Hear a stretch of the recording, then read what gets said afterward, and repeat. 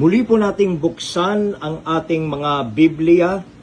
Sa pagkakataong ito, ang ating pong babasahin ay ang Luke chapter 24, verses 5 to 7.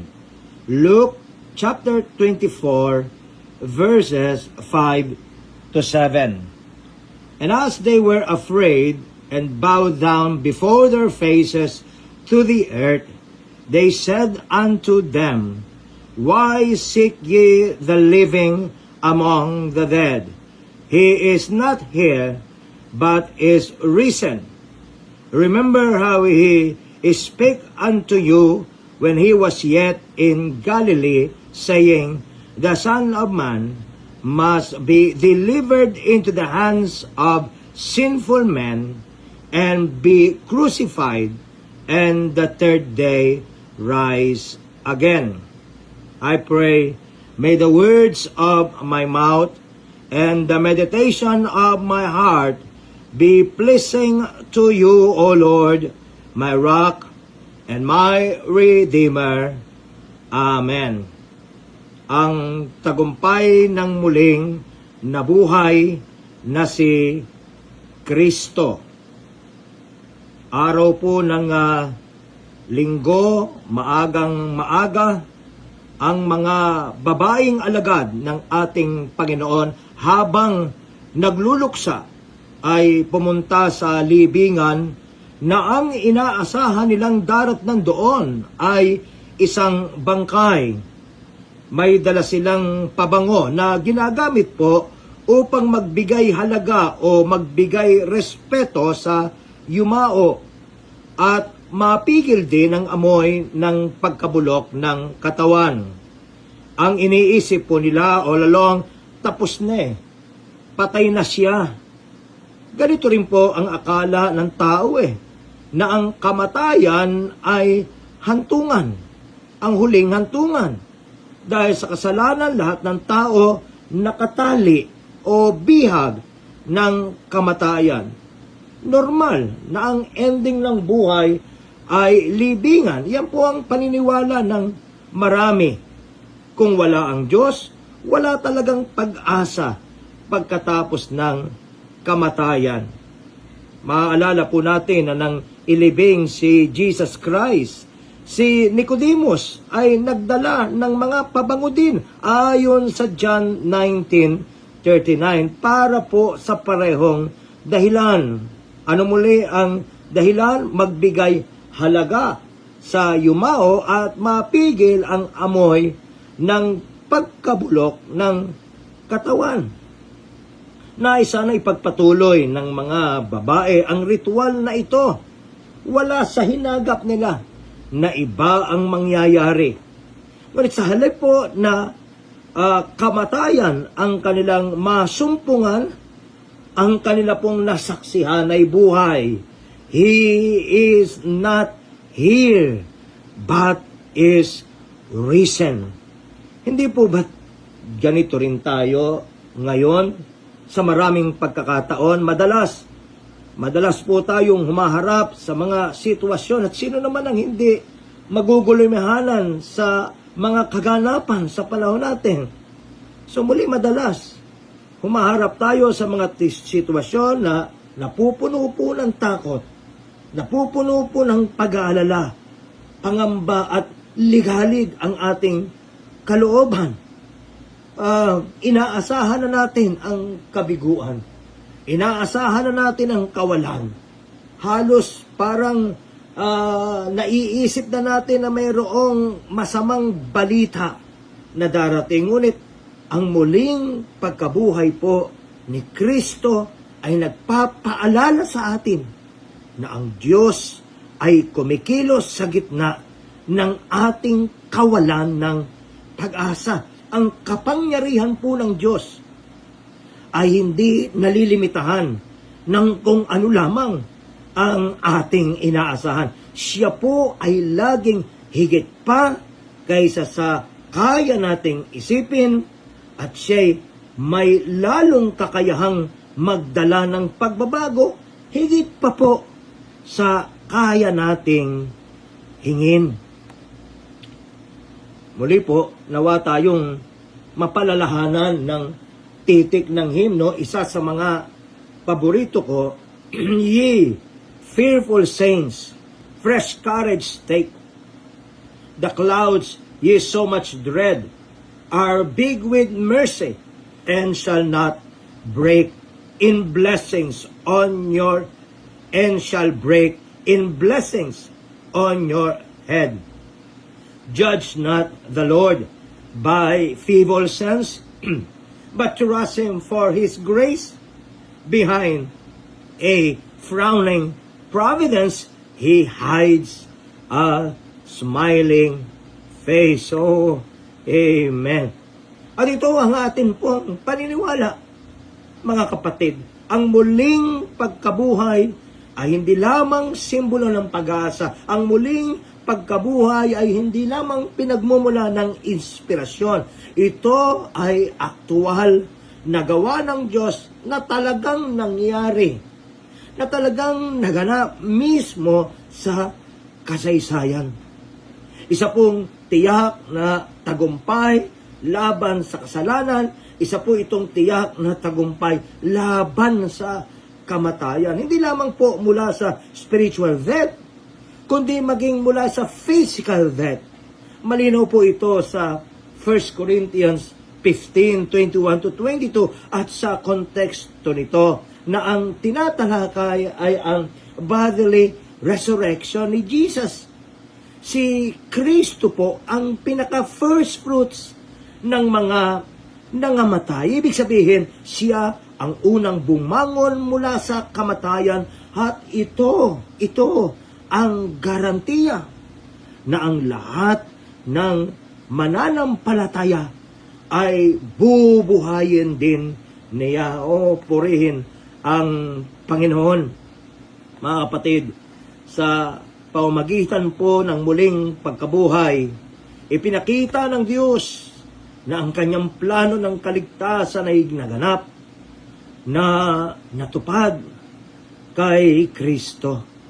Dahil dito may katiyakan po tayong ang ating pananampalataya ay hindi nakasalalay, hindi nakadepende sa sarili lamang nating lakas, kundi sa natapos na gawa ni Kristo para sa atin. Diyan ang katiyakan, diyan ang ating katibayan. Maraming pagkakataon tayo nabibigo, maraming pagkakataon tayo nadadapa. Kaya kung ang pag-asa ng ating kaligtasan ay nakabase dyan, matagal na tayong napahama. Subalit dahil ito'y nakadepende sa natapos ng gawa ni Kristo, tetelestai, it is finished. He has already conquered sin and conquered death. Meron tayong pag-asa dahil doon. Balikan po natin sandali ang mga naunang pangyayari upang lalo nating ma-appreciate ang teksto natin ngayong umaga. Balikan natin ang verses 4 and 25. And it came to pass, as they were much perplexed thereabout, behold, two men stood by them in shining garments.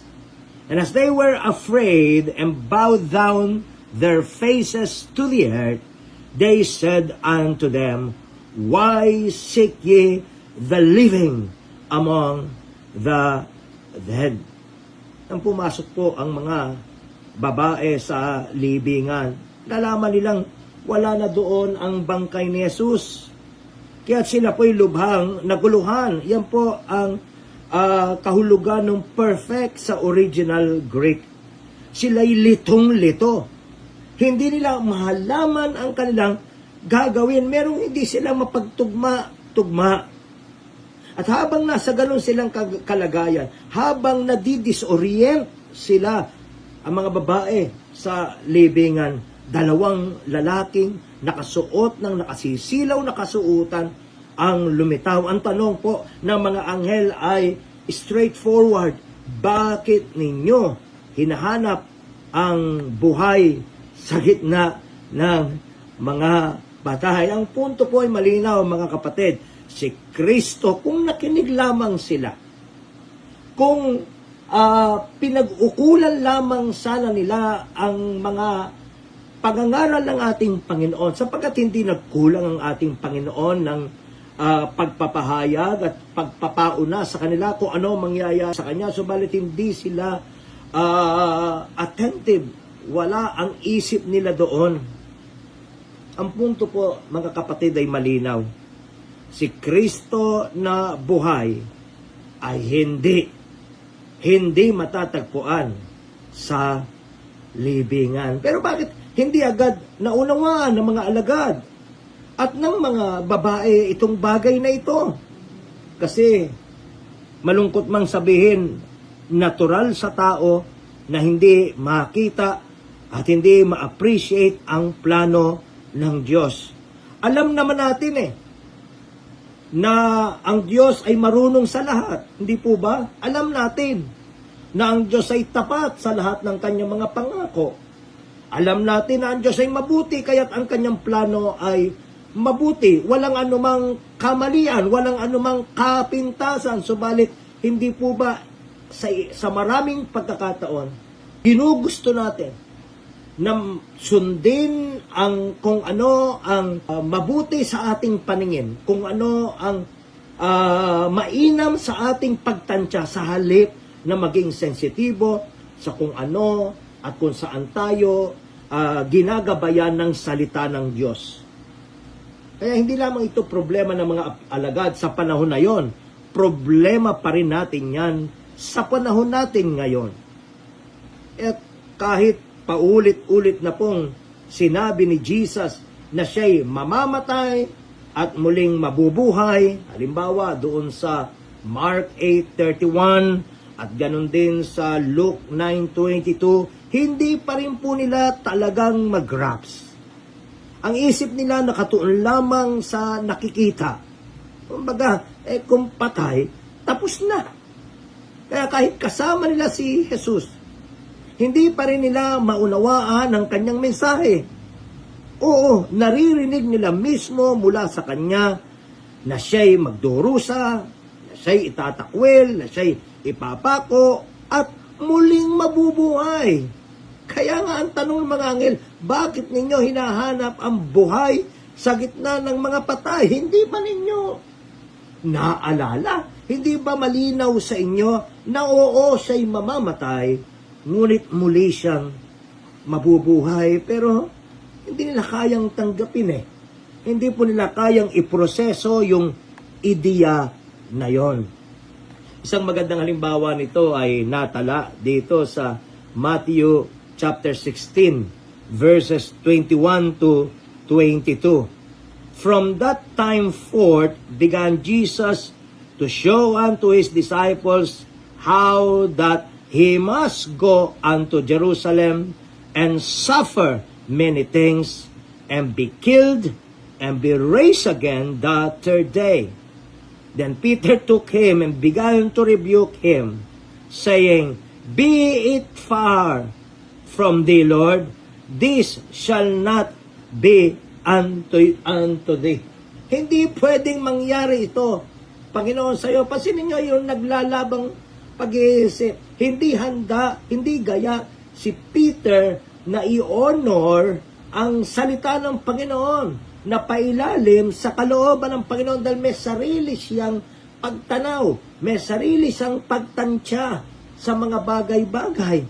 So si Pedro mismo po, si Peter mismo ay tumutol. Hindi niya matanggap na mamamatay ang Panginoon. Mula dito, mga kapatid, maaari nating matutunan ng maraming ang ilang mga bagay. Una, ang Diyos lamang ang kailangang gumawa talaga ng paraan para ipakita na may buhay sa kabila ng kamatayan.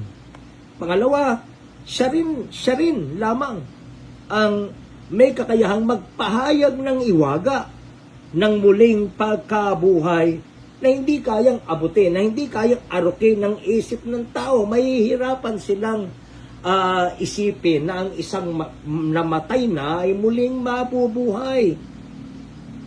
Siya rin po mismo, ang Diyos lamang po mismo, ang kinakailangang magbigay ng pananampalataya para makita na si Kristo ay buhay. So kung hindi talaga gagawa ng unang inisyatibo ang Diyos, walang mangyayari. Mananatili sa kadiliman at pagkabulag ang mga alagad at maging tayo sa panahon natin.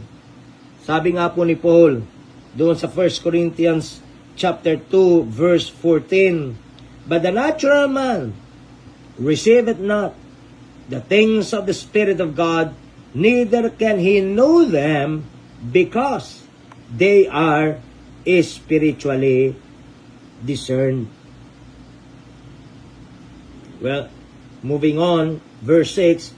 Let us read verse 6. "He is not here, but is risen. Remember how he spake unto you when he was yet in Galilee." Mga kapatid ko, ito po ang pinaka-heart of the gospel. He is not here, but is risen. Bakit ito ang pinaka-heart of the gospel? Sapagkat ito ang matibay na patotoo na hindi siya nagawang pigilan, hindi siya nagawang gapiin ng kamatayan ng ating Panginoong Hesukristo, ay hindi nabubuhay lamang sa alaala. Ang ating Panginoon ay hindi nananatili lamang sa kanyang mga aral. Hindi po. Siya ay muling nabuhay. Aktual, siya ay muling nabuhay mula po sa mga patay. Nawa po, ito'y magkaroon ng personal na realidad sa ating mga puso. Walang dahilan upang ating katakutan ng kamatayan. Ang tibo ng kamatayan ay napagwagyan na. At tayo ay binigyan ng katiyakan sa pamamagitan po ng ating pamamahinga sa natapos ng gawa ng ating Panginoon. Well, interestingly, kapag ka po ikinumpara natin itong ating mga pinag-aaralan sa Luke 24, sa tala naman ni John doon sa chapter 20 verse 12, sa pareho din pong pangyayari, makikita naman natin ang dalawang anghel na nakaupo. Dito sa Luke 24, nakatayo yung dalawang anghel. Pero dito sa John 20, ang mga anghel ay nakaupo. Isa sa ulunan at isa sa paanan kung saan nahiga ang katawan ni Jesus. Para po itong larawan, mga kapatid, ng mga cherubim sa ibabaw ng mercy seat doon sa Ark of the Covenant sa Old Testament. Mababasa natin yan sa Exodus 25:17 to 22. Minsan sa isang taon, sa Day of Atonement, Yom Kippur, ang high priest ay pumapasok sa Holy of Holies, dala ang dugo ng hayop, at ito'y iwiniwisit doon sa mercy seat. At minsan sa isang taon, natatakpan pansamantala ang kasalanan ng bayan, at doon mismo sa mercy seat ay nakikipagtagpo ang banal na Diyos sa kanyang bayan. Pero dito, mga kapatid, nililinaw na ang katuparan ng lahat ng ito. Ang mercy seat ay larawan lamang, isang tipo, type. At ang katuparan nito ay walang iba kundi si Kristo. Ipinapakita nito na si Kristo mismo ang tunay na mercy seat. Kung paano siya rin ang tunay na tupa. Behold the Lamb of God which takes away the sin of the world. So si Kristo mismo po ang tunay na mercy seat, at ang kanyang dugo ang sakripisyong tinanggap ng Ama. Kaya Sabi nga ng Hebrews, dahil dito, meron na tayong access. Meron na tayong pagpasok sa trono ng biyaya. Dati, minsan lamang sa isang taon pwedeng makipagtagpo ang banal na Diyos sa makasalanang bayan. Ngunit ngayon, dahil sa ginawa ni Kristo, anumang sandali, anumang pagkakataon, saan mang lugar, maaari tayong pumasok sa trono ng kanyang biyaya. At doon, dahil sa ginawa ni Kristo, maaari tayong tumanggap ng awa na siyang tutulong sa atin sa panahon ng ating mga pangangailangan. Amen? Basahin po natin ang John 20:12. Kahit basahin natin, let's begin reading in verse 11. But Mary stood without at the sepulchre weeping. And as she wept, she stooped down and looked into the sepulchre. And see two angels in white sitting, the one at the head and the other at the feet, where the body of Jesus had lain. Dalawang cherubim na nakaharap sa isa't isa, nakaposisyon sa ibabaw ng atonement cover or mercy seat. Doon nakikipagtakbo ang Diyos sa kanyang bayan. Nagkaroon po ito ng katuparan sa ating Panginoong Heso Kristo. Tunay po na si Kristo ang propitiation. Tunay po na si Kristo ang nagpapawi ng galit at puot ng Diyos. Dahil dyan, meron na tayong lakas na loob na pumasok sa dakong kabanal-banalan.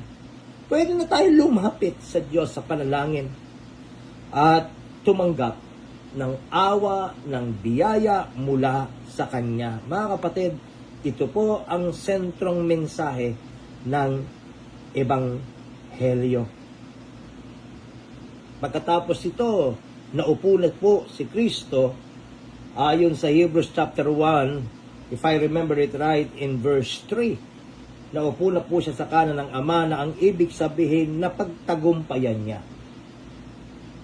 Na isakatuparan niya ang layon kung bakit siya nagkatawang tao in the first place. Si Jesus po ang siyang muling ang siyang ating buhay. At dahil siya'y buhay, may katiyakan din po tayo man ay bubuhayin din. Now, mapapansin ninyo na dito sa Luke 24:6 and 7, may paalala ang mga anghel eh. Remember how He told you. Gunitain niyo ang kabiguan nating sumampalataya ay nag-uugat sa ating kabiguang maalala ang kanyang mga salita. Ang pananampalataya, mga kapatid, ay hindi lamang nanggagaling sa pakikinig ng salita ng Diyos. Ang pananampalataya ay napatitibay din sa pamamagitan ng pag-alaala sa mga salitang ating narinig muli. Jesus had already told them He would suffer. Jesus had already told them that He would be crucified and He would rise on the third day. Hindi sana sila nagdala ng pabango.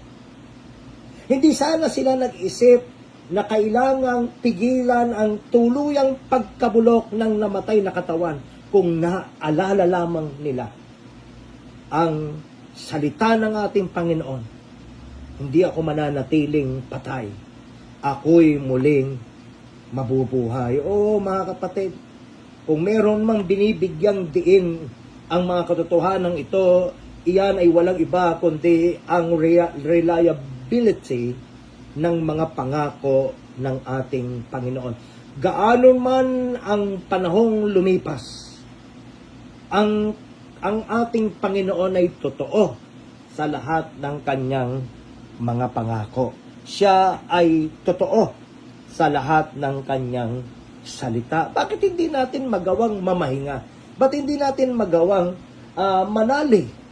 Muli uulitin ko, ang nagsalita ay walang hanggan sa karunungan ng nagsalita, ay walang hanggan sa kabutihan ng nagsalita, ay tapat na Diyos. Ba't hindi natin magawang ilagak ng buo ang ating tiwala sa Kanya? At bakit sa maraming pagkakataon mas pinipili nating maglagak ng ating pag-asa sa ating sariling pagtatansya ng mga bagay-bagay, gayong nalalaman natin na tayo'y pwedeng magkamali sapagkat hindi natin nalalaman ang lahat ng bagay. Napakahalaga po ng salita ng Panginoon sa paghuhubog ng ating pananampalataya. Pananampalatayang nakaugat, faith that is grounded in the Word of God, not in human experience alone, but in the Word of God. At ano po naging tugon nila? Pag binasa natin ang verse 8, they remember these words. Naaalala nila, ginigising po, muling sumisigla po ang pananampalataya. Paano? Sa muling pagpapaalala ng kanyang mga salita. Hindi pa nila nakikita si Jesus. Nandun pa rin sila sa libingan. Subalit sapat na maaalala nila ang pangako ng Panginoon upang manalig sila. Hindi lahat ay naniwala. Merong iba na hindi at nag-alinlangan. Pero yung ilan ay nagkaroon ng kasiyahan at kasapatan na maalala ang kanyang mga pangako. Mga kapatid, ito din ang hamon sa atin. Even more na tayo lumagi sa pakikinig ng mga salita, lalo na tayo'y lumagi sa pagbubulay-bulay ng kanyang mga salita. Sapagkat sa ganitong paraan, hindi lamang tayo mapapaalalahanan, mapapatibay din po ang ating pananampalataya. Sumatotal mga kapatid, nais kong linawin sa atin at ipaalala sa atin, ang kamatayan po ay hindi katapusan ng lahat. Bakit? Sapagkat muling nabuhay ang ating Panginoong Hesukristo. Ang ating sinasamba na Panginoon na hindi patay. Siya'y buhay at siya'y namamalaging buhay. Ang kamatayan mga kapatid ay nagapi na, pinagwagian na, at kung sakali man mga kapatid na tayo ay mapagtagumpayan ng pisikal na kamatayan, nawa po magsilbing pag-asa at ligaya natin na maalala ang libingan ay pansamantala. Sapagkat si Kristo'y muling nabuhay sa mga patay, tayo man na mga sumasampalataya sa Kanya ay muli ring mabubuhay at mabubuhay magpakailanman kasama siya sa Kanyang presensya. Tayo po ay tinatawag mga kapatid na hanapin siya kung saan siya matatagpuan. Hindi sa mga basyong pangako, hindi sa mga walang lamang pangako. Ano muli? He is not here. Wala siya dito. Empty ang libingan.